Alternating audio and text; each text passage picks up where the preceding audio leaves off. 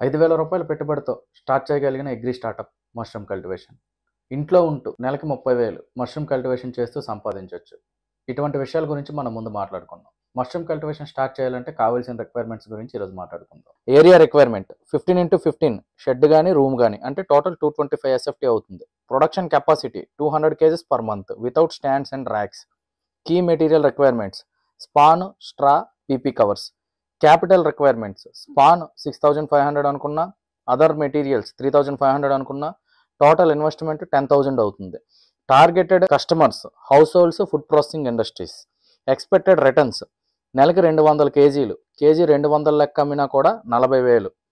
Investment 10,000 అనుకుంటే ఒక కేజీకి మనకి రూ. 50 ఖర్చు అవుతుంది.